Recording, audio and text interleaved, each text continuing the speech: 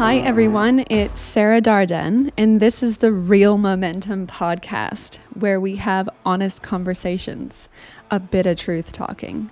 My mission is to leave you inspired, a bit more informed or entertained from my conversations with inspiring individuals who bring their unique perspectives in business and in life. We will dive into their stories, projects, and overcoming adversity along the way. I'm bringing to you a wide array of guests from property, marketing, leadership, social connectors, peak performance, and creatives. I love it all, and I am thrilled you are here to join me.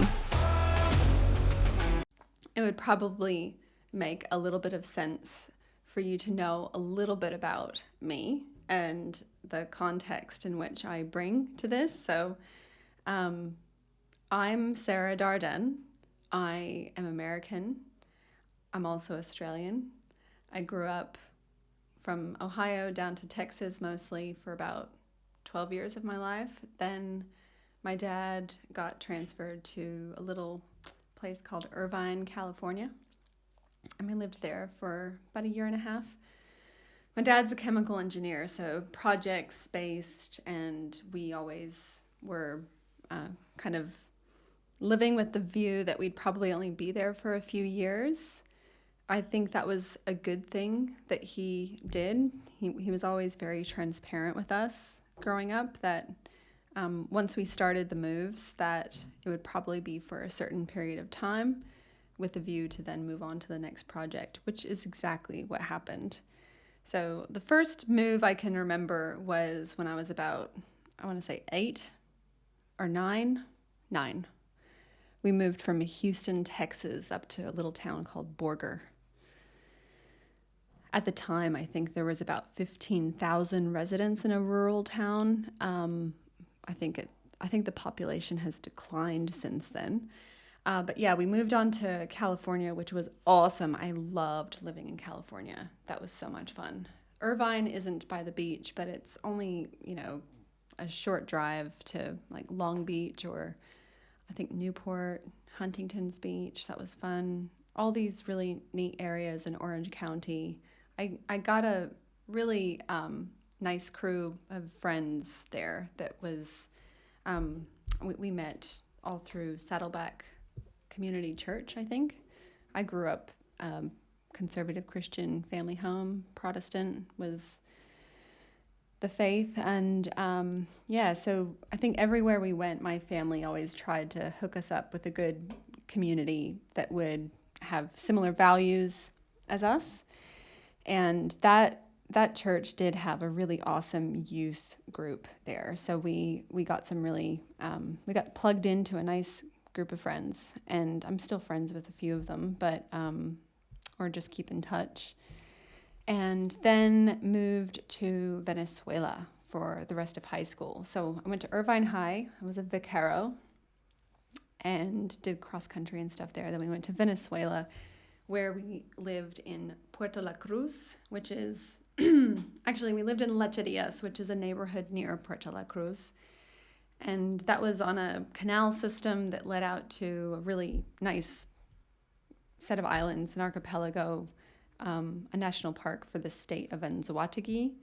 And we lived there, I lived there for 3 years, the rest of high school, and my parents lived there, I think it was just one more year. And then they were transferred to Perth. So that coincided with Hugo Chavez nationalizing oil and effectively booting out all of the international companies who were working there on various projects. And I think it pretty much shut down most of the projects because they didn't have enough remaining skilled workers in Australia to keep them running. Anyway, so my parents, they moved to Perth, where my dad worked for another 5 years. And I came out to Perth a couple of Christmases for a few weeks each time. That was really fun. It was quiet back then. I think that was 2005 and 2006. I could be wrong. It might have been 2006, 2007. My family listening to this will be shocked that my memory isn't spot on. But so then after a while, 5 years or so, my dad got transferred to Brisbane, all the while working for a company called ConocoPhillips. He started with Phillips 66, and then it merged with Conoco a long time ago. And all the while, so my parents were in Perth. I started university in Texas at a place called Baylor University, located in Waco, Texas, which is world renowned for a pretty historical event that occurred there. It's a very different place now than when I went to university there.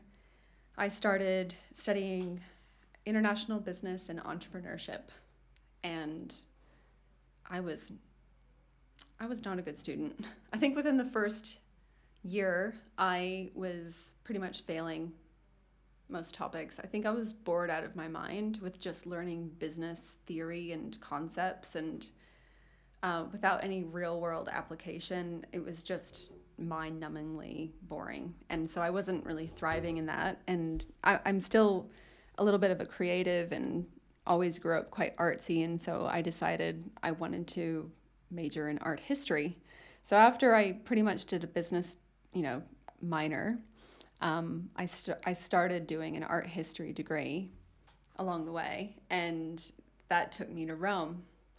So I had been in Waco from 2004 to the end of 2006, and in January 2007, I went to Rome for a semester, and while I came back for one semester later in 2007, I would return to Italy, and I wouldn't leave until pretty much July 2009.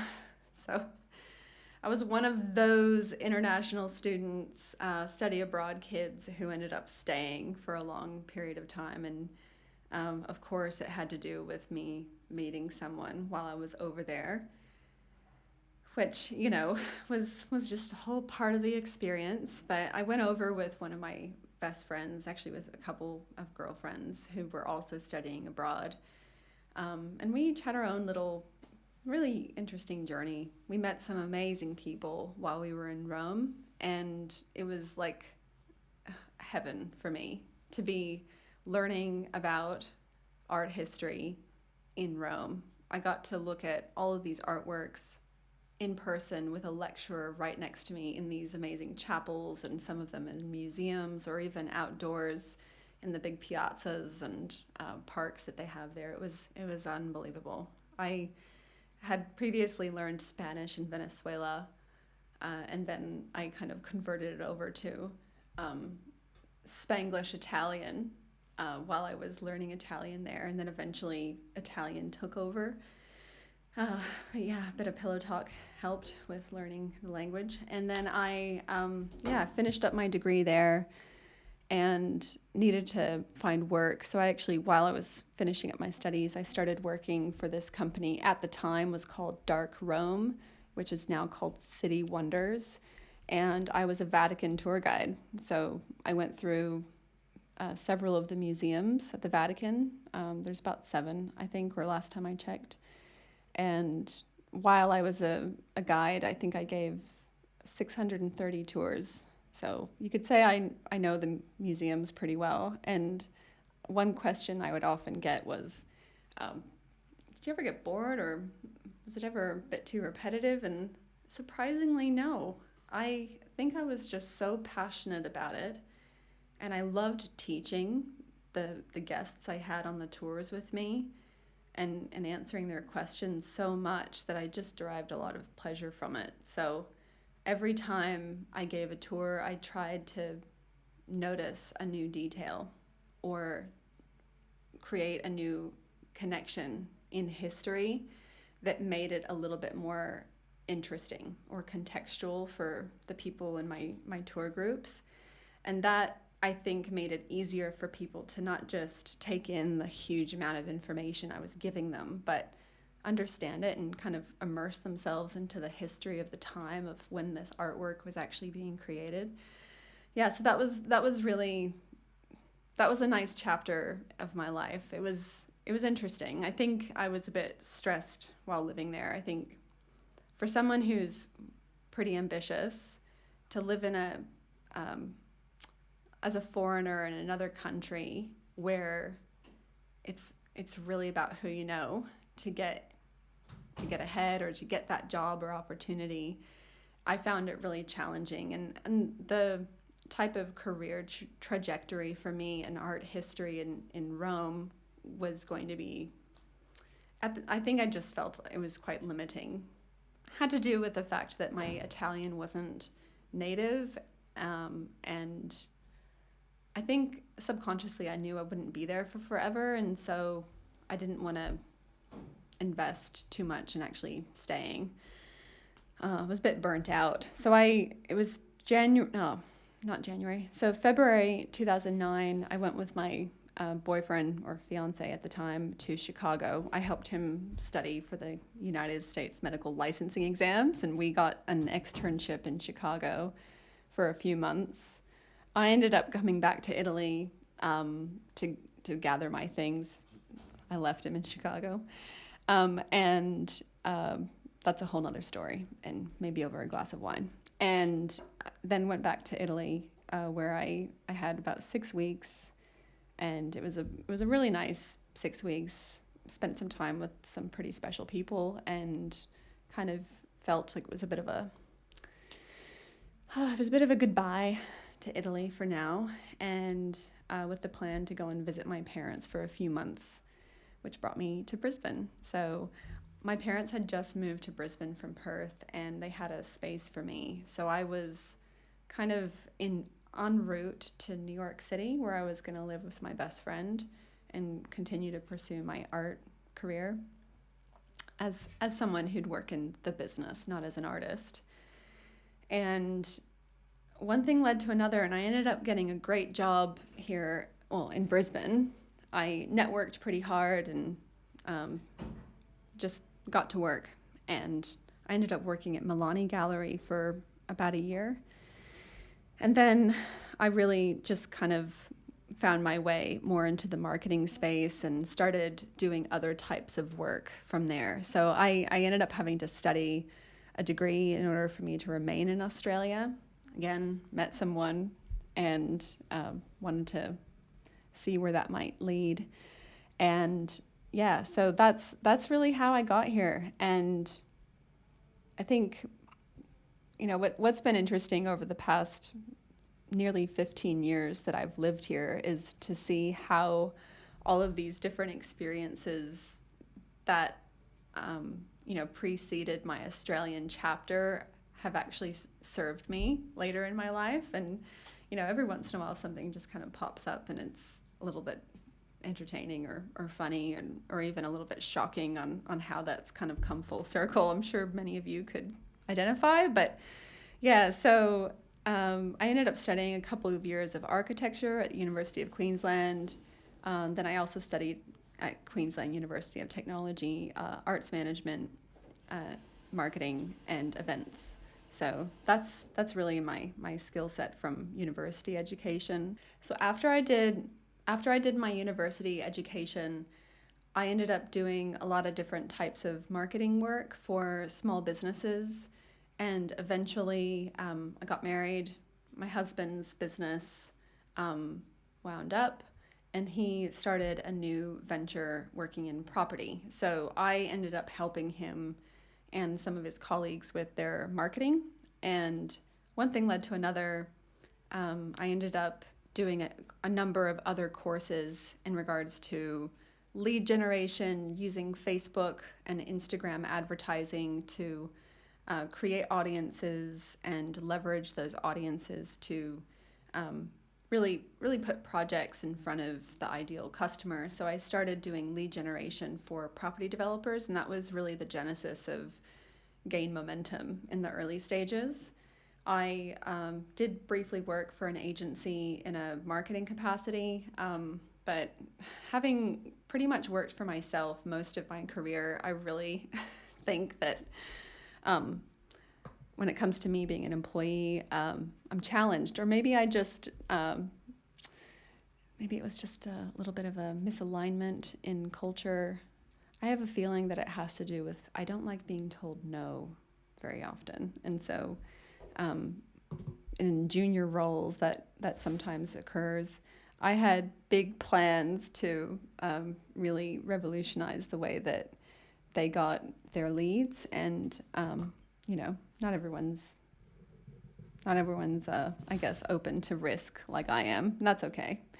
So I decided to pursue this route, and I started collaborating even at the time with an associate, Lou Melides. She had her own agency, Wall Street Creative, at the time, and we were looking for ways to work together. So she created really beautiful marketing collateral and design work that assisted property developers actually help sell out their projects, largely to downstream channel agencies. And I would offer usually copywriting support, maybe the occasional insight to direction or strategy, but she's the creative director, and she would create stunning design assets for them. And so over the years, our work together started to, I guess, increase and take a little bit of a different shape, which is why we decided to formally align in our partnership this year. But let's rewind back. So a few years ago, 4 years ago now, my husband and I, we separated, and I've got a couple of beautiful boys with him. So I've got 2 sons. They're 6 and nearly 8 at this point. And so COVID hit, working with property developers, things started to really just kind of change. And I think a lot of people in the property sector have had to deal with quite a lot of different, I would say, rapid changes to market conditions brought on by global economic events, changes to finance requirements and interest rates. Everything just kind of halted because of the pandemic and the way that people were spending their money. And that directly impacted the way that I did business because of how property developers were needing to change tack. So that created a bit of a shift in how I was engaging with my target clients and audience. And I started doing a bit more work around even connecting developers with financiers, providing introductions to different buying groups with buyers to buying groups, or even providing stock to those channel agents for them to facilitate sales to their qualified buyers. So I acted a little bit more as probably an intermediary or aggregator at times. And that was just, a mechanism for probably survival. Some companies, their sole focus is through aggregation and through marketing strategies for property developers. And mine was a little bit more fluid and worked a little bit more in with what services I could provide that would add value to the people I was doing business with. And sometimes that involved marketing strategy, implementation, lead generation, sales, and also just connecting people so that they can achieve a desired outcome, often with finance or introducing them to a good operator. And I think being a connector and looking for opportunities for people to be able to, achieve more faster and more effectively is something that I really look out for. I love it. I love a good deal, and I love being able to see a deal through to settlement or completion. And I think over the past 4 years, I've started to see where I actually thrive in that area. So I guess fast forward a little bit to the last year and a half, where I started doing, I became a principally licensed agent and started selling things on my own, taking on projects, vacant land, development sites, and even a few normal residential listings. But surprisingly, over the past year, I've actually sold a number of businesses, which is a little unexpected, but I guess sometimes it's just about your network and what they bring to you.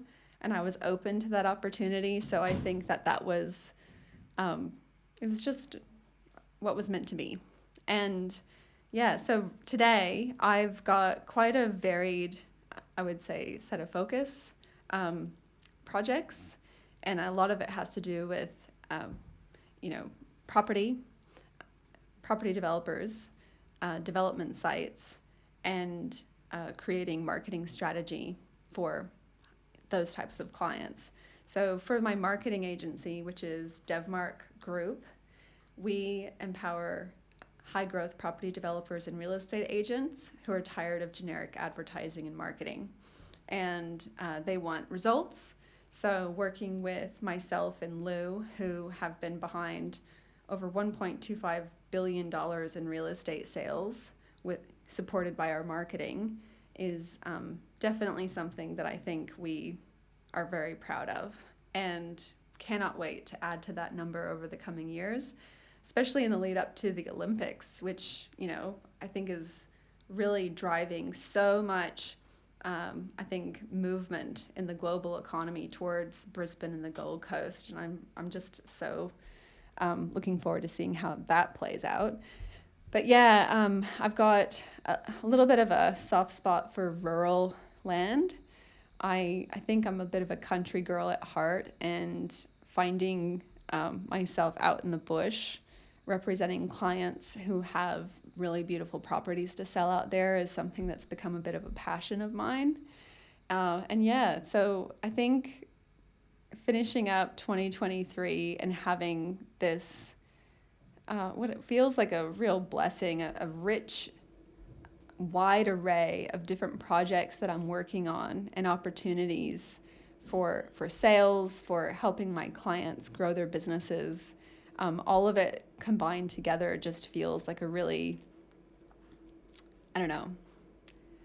feels rich. I feel rich with opportunity. And for me, this year's been big. As if you've listened to the intro episode, personally, it was a year of growth. But also, I hired my first full-time onshore Australian employee, which was any of you know, the feeling of hiring your first employee is a big one. And that was a big commitment.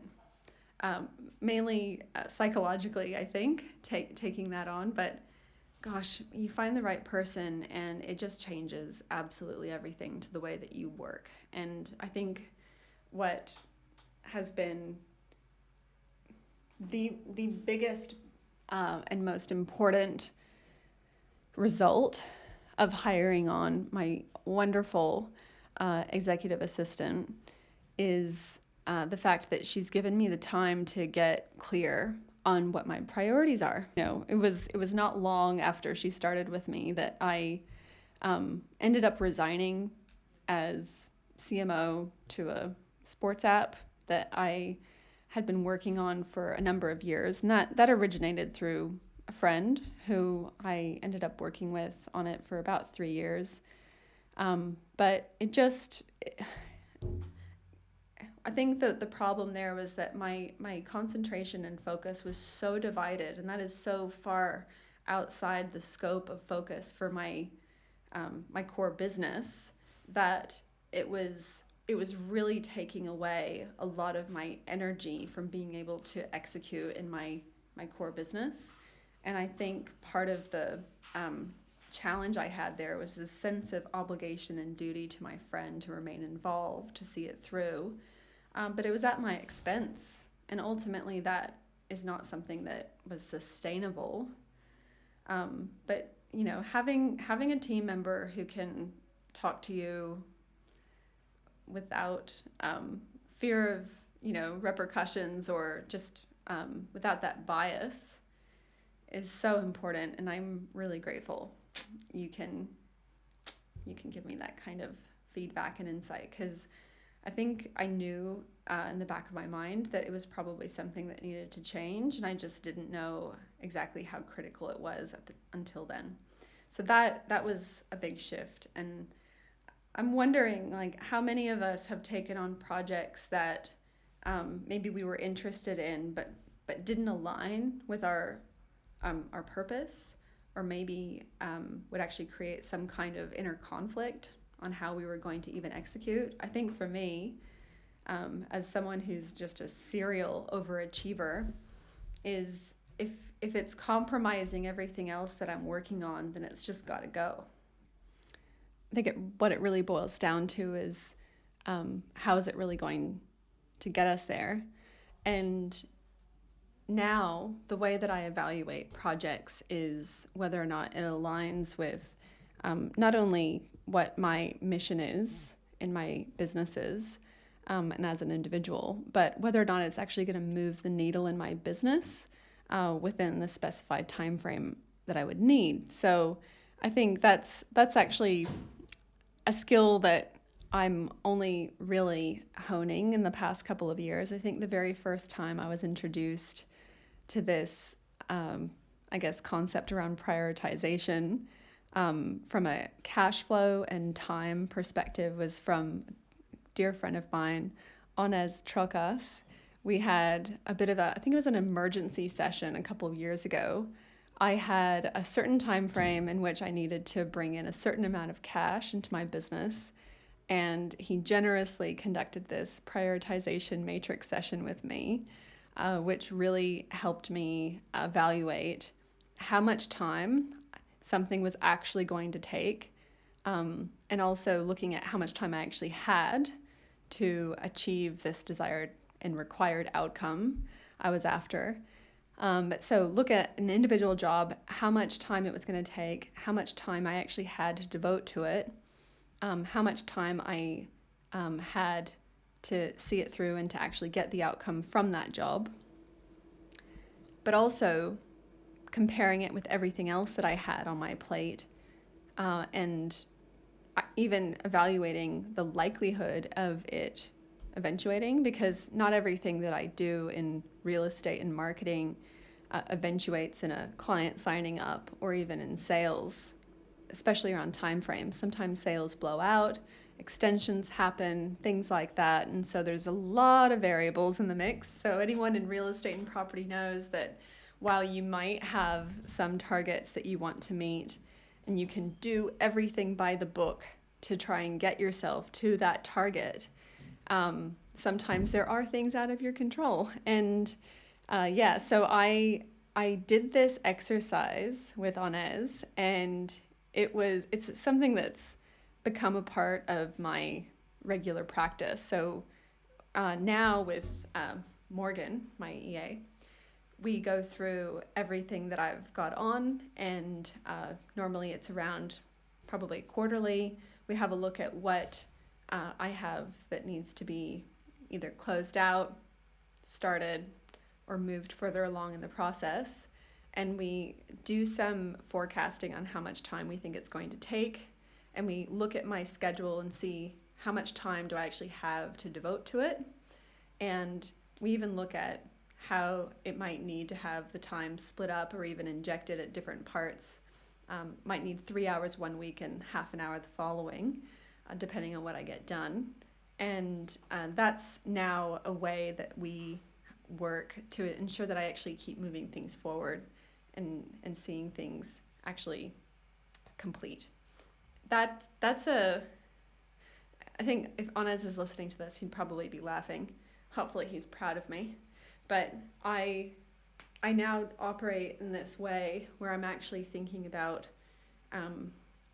is this person a real opportunity for me to work with them?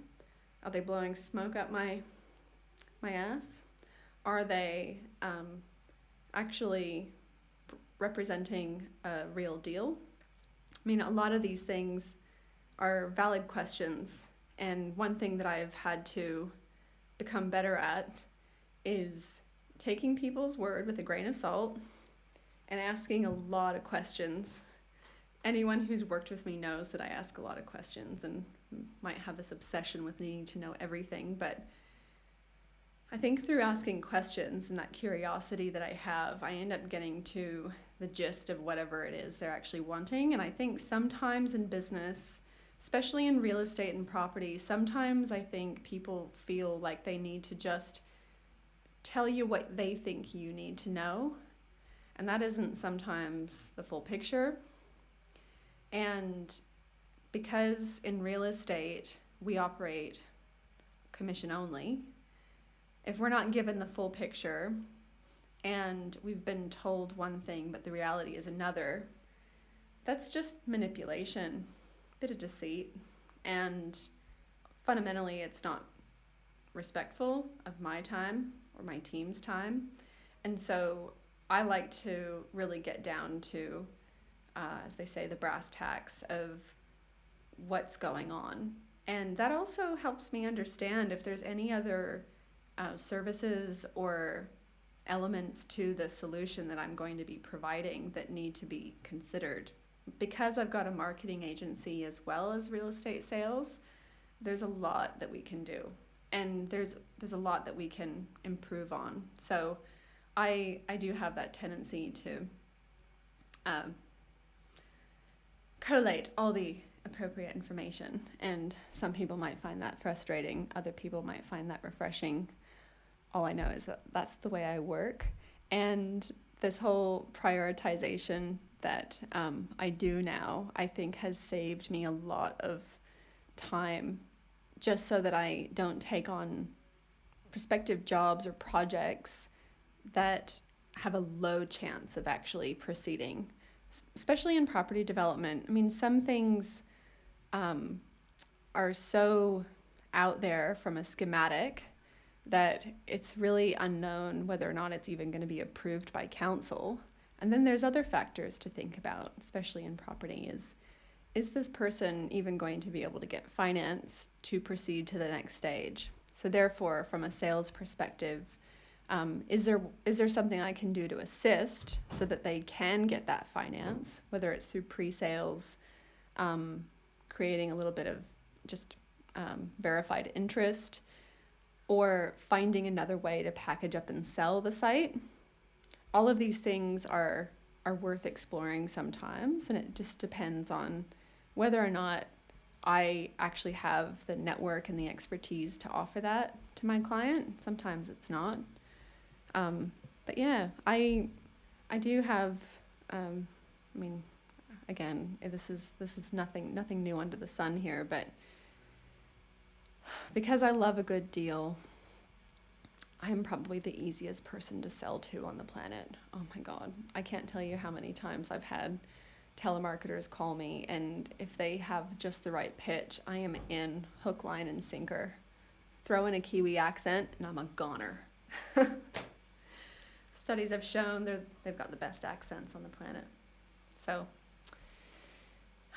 anyway, yeah, so I think it's, that from where I started to where I am today, who would have thought I would have ended up in Australia? And I actually could not be happier with the life that I have lived today, and I'm so excited about where it's going. I've committed to a couple of programs over the coming months to really revamp my sales program, but also for the marketing agency and the type of offering that we provide to our clients. I'm a part of this awesome community with K2 Elite, and the community there is the best part about it, but I am now going to be contributing to that and the people within that circle. And I think the chapter that I'm in right now has a lot of elements of newness, and one of the things that I think I'm most excited about is around leadership. And I'm hoping to have a couple of conversations in the near future with some thought leaders on this topic, because it's a topic really close to my heart, and I feel like leadership comes in many different forms and starts and can start within us at a very young age. And being a mother of two young sons, I'm actually really quite interested in how, as a parent, I can teach them certain aspects of leadership through my example, and also through just learning experiences with them, and how I can try and help raise them to be strong leaders in their community. And yeah, so I'm really passionate about that, and I do a bit of reading on the topic and look forward to really challenging myself over the coming 12 months and what that looks like. And yeah, having an employee here in Australia, as many of you who have employed people in Australia, it's not simple, and nor should it be. It comes with this whole added layer of complexity, and responsibility for the employees, and rightfully so.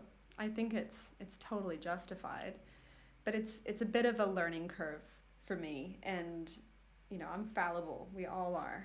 And so I'm on this path to figuring out the best way for me to lead my team, my children, my friends, my community, and also following on from the people who lead me. I absolutely do love a good leader, and someone who I feel is really aligned with my values is someone who I absolutely love deriving inspiration from people like that. And there's quite a number of them in my sights. So I hope to get the chance to dive deeper in exploring all of these topics. I feel like now you've got a pretty awesome overview of what I'm bringing to the table as far as my own journey and where I've come from. And you might have a little bit of a view of where we're going. But, I think the exciting thing is I don't know exactly where we're going to end up. And this is just a little bit of a taste of what's to come. I have some awesome guests who will be following up from, I believe, this episode onward. And yeah, so ringing in 2024 with some really beautiful content to share with you all. Thank you so much for listening. I can't wait for next time, and hope you all are having a safe and wonderful holiday season. And wherever you are in the world and whenever you listen to this, I hope you're doing well, and take care.